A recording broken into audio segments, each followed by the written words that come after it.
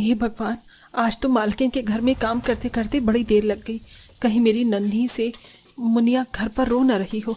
जल्दी जल्दी बर्तन मांजकर घर चली जाऊंगी। अपनी दूध पीती छोटी बच्ची की चिंता करते हुए वो गरीब माँ, जिसका नाम सुधा था, जल्दी जल्दी बर्तन करने लगती है। तो वहीं एक टूटी फूटी पुरानी झोपड़ी से कच्चे मकान के अंदर उसकी 10 बेटियां भूख से बेहाल अपनी माँ के लौटने का इंतजार कर रही थी। तभी 4-5 साल की रुचि पूजा खाना मांगती है। ललिता दीदी, ललिता दीदी, देखो अब तो शाम भी ढल गई है। माँ कब हमारे लिए खाना लेकर आएंगी? मुझे बहुत जोरों की भूख लगी है। हाँ दीदी, मुझको भी पेट में दर्द हो रहा है। सुबह से कुछ भी नहीं खाया है, खाना चाहिए। छोटी छोटी बहनों को भूख से छटपटाते देखकर 10 बहनों में सबसे बड़ी 16 साल की ललिता की आंखों में झरझर आंसू गिरने लगते हैं। अरे रुचि, पूजा, तुम दोनों रो क्यों रही हो? पता है माँ हम सबके खातिर आज पकवान लेने गई हैं, इसीलिए उनको थोड़ी देर लग रही है। जब माँ लौट कर आएंगी ना, तो हम सब खुशी खुशी पेट भरकर मीठे मीठे पकवान खाएंगे। पकवान का नाम सुनकर दोनों बच्चियों की आंखों में उम्मीद जग जाती है। सच्ची मुच्ची ललिता दीदी, आज हम सबको पकवान खाने को मिलेगा। मैं तो बहुत ज्यादा खुश हूँ। रोज रोज गंदू गंदू सी खिचड़ी खाकर मैं तो बोर हो गई थी। हाँ, लेकिन आज हम पकवान खाएंगे। मैं तो राज कचौरी खाऊंगी और मैं मालपुए, खीर, पूरी सब खाऊंगी। ये ओ बल्ले बल्ले और शावा शावा। ललिता दीदी, आपने पूजा रुचि को झूठ क्यों बोला? माँ इस गरीबी में कहाँ से हमारे लिए पकवान लेकर आएंगी? तो मैं क्या करती? मेरे पास और कोई चारा ही नहीं था। बबीता माँ के आने तक हमको इन्हें उलझा कर रखना होगा। अले ले ले ले ले, अले मेरी प्यारी मुनिया, चुप हो जा। कहाँ हो तुम माँ? जल्दी से घर आ जाओ। शिखा मालकिन, मैंने सारे बर्तन धुल दिए हैं, अब मैं जाऊं? हाँ ठीक है, तू जा। तभी हिचकिचाते हुए सुधा ने कहा, मालकिन, आज महीने की 30 तारीख है, मुझे थोड़े पैसे दे दीजिए। घर में अनाज का एक दाना भी नहीं है, सब खत्म है, राशन पानी भरवाना है। तभी मालकिन शिखा बटुए में से 500 रुपए निकालकर सुधा को देती है। फिलहाल तो ये पैसे रख और रुक जरा, मैं अभी आई। शिखा किचन के अंदर आती है और कनस्तर खोलती है। हाँ, ये सही रहेगा। ये घुन लगे चावल मैं इस नौकरानी को दे देती हूँ, तो मुझे और पैसे भी नहीं देने पड़ेंगे और ये खराब चावल मेरे किचन से निकल जाएंगे। शिखा वो सारे घुन के चावल गरीब सुधा को हीन भावना से दे देती है। ये ले सुधा, ये चावल तू अपने घर ले जा, तेरे यूज में आ जाएगा। पूरे 20 किलो चावल है, वो भी बासमती चावल है। इतने महंगे चावल खाना तो दूर, तूने देखा भी नहीं होगा। ले जा, अपनी बच्चियों को खिला दियो। आपका बहुत बहुत धन्यवाद मालकिन। अरे इसमें धन्यवाद की क्या बात है? मैं कोई ये चावल तुझे फ्री में थोड़ी ना दे रही हूँ। देख, तू 2500 महीने पर मेरे पास काम करती है, तो 1000 की चावल हो गई और 500 कैश। ये सुनकर बेचारी गरीब माँ बड़ी दुविधा में आ जाती है। नहीं नहीं मालकिन, इन जरा से चावल के आप पूरे 2000 रुपये काट लेंगी, तो मैं अपनी 10 बच्चियों का पेट पूरे महीने भर कैसे भर पाऊंगी? घर कैसे देखूंगी? अभी लाला को भी उधार चुकाना है, वरना वो राशन पानी बंद कर देगा। रहने दीजिए, मैं अपने कोटे वाले चावल में ही खुश हूँ। आप मुझे 2000 ही दे देना, अब मैं चलती हूँ। बड़ी चंट है ये गरीब, मेरी दाल नहीं गलने देगी। अच्छा चल रुक, तू भी क्या याद रखेगी? ये चावल फ्री में ले जा। सुधा चावल की बोरी को सिर पर उठाकर अपनी झोपड़ी में आ जाती है। तभी उसकी 10 बेटियां भूख से खाना मांगती हैं। माँ तुम आ गई, लाओ जल्दी से पकवान दो। लाडो, में पकवान थोड़ी लाने गई थी, मालकिन के घर पर काम कर रही थी। तुम सबको भूख लगी होगी ना, मैं अभी फटाफट से 10 बेटियों के लिए दाल वाली खिचड़ी बनाती हूँ। खिचड़ी का नाम सुनते ही 10 बेटियां दिल उदास कर लेती हैं। सुधा बहुत ही गरीब औरत थी। जिंदगी ने उसे दुख, दर्द, गरीबी के सिवा कुछ भी नहीं दिया था। भरी जवानी में उसका पति शराब पीने की गंदी लत से गुजर गया और अपने पीछे उस गरीब माँ की झोली में 10 बेटियों को छोड़ गया। सुधा का सारा संसार उसकी बेटियों में बसता था।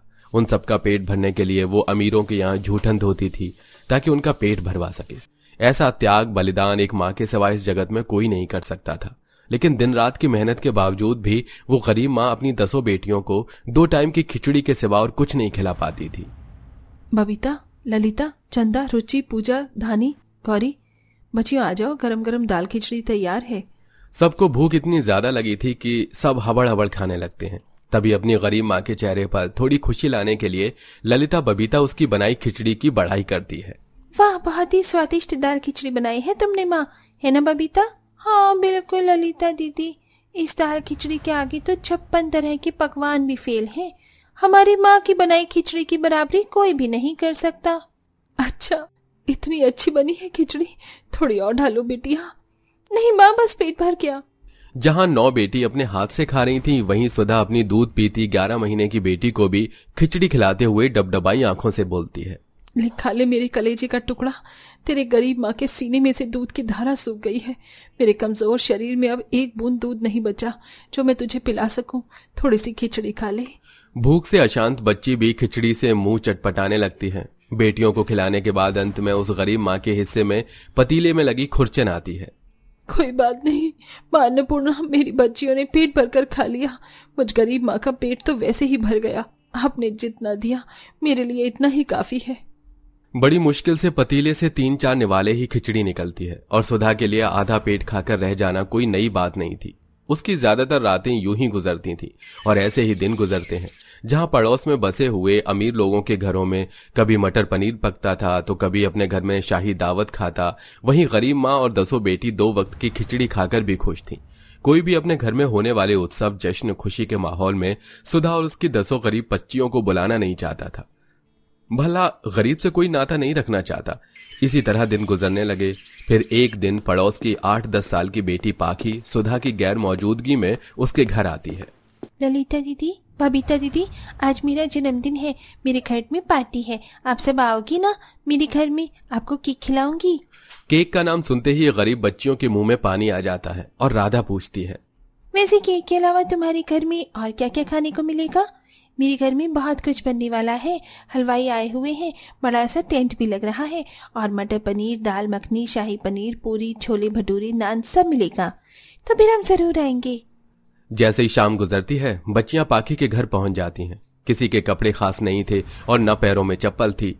चंदा की गोद में नन्ही सी बहन भी थी। 10 की नजरें दावत के लजीज खाने पर टिक गईं और मासूम बेटियों का बच्चा दिल ललचा गया। दीदी दीदी देखो ना, यहाँ पर खाने को कितना कुछ है। चलो जल्दी जल्दी से खा लेते हैं वरना खाना खत्म हो जाएगा। जैसे ही बच्चियां खाने के लिए प्लेट उठाती हैं तभी पाखी की घमंडी कसाई माँ राधा का हाथ मरोड़ देती है। अरे ओ, तुम गरीब लड़कियां कितनी बेशर्म हो। तुम जहाँ दावत होती देखती नहीं कि भूखे नंगे की तरह चली आती हो फ्री का ठूसने के लिए। छोड़ दीजिए आंटी जी, छोड़ दीजिए। कहाँ है तुम्हारी माँ? चलो। मोनिका सुधा को आकर बहुत सुनाती है। रस्सी से बांध कर रखो अपनी भुक्कड़ बेटियों को। सुधा, जब देखो कुत्ते की तरह सूंघते सूंघते आ जाती है मेरे घर। पड़ोसन बातें सुनाकर चली जाती है और सुधा बहुत रोती है। क्यों गई थी तुम सब उसके घर? माँ, हम खुद नहीं गई थी, पाकी हमको बुलाने आई थी। हम तो बस खाना खाने गए थे। रोज रोज बीमारों वाली खिचड़ी खाकर हम बोर हो गई हैं। हमको भी अच्छा अच्छा खाना खाने का दिल करता है। काश हमारे पास कोई जादू होता तो हम भी अच्छा खाना खा पाते। माँ, मेरी बच्ची, इस दुनिया में जादू जैसा कुछ भी नहीं होता। अब चलो सो जाओ। इसी तरह वक्त बीतता है। तभी एक दिन भारी बरसात होती है। सुधा खिचड़ी बनाकर अपनी 10 बेटियों को परोसती है। तभी एक भिक्षु भीगी हालात में भूखा उसके द्वार पर आता है।